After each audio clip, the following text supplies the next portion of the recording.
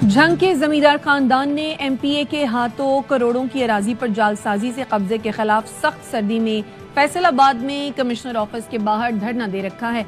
इस वक्त हम कमिश्नर फैसलाबाद ऑफिस के बाहर मौजूद हैं, जहां पर ये झंग का मजलूम खानदान बच्चों और खवातीन के साथ यहां पर 5 रोज से धरना दिए बैठा है। इंसाफ का मुतलाशी है।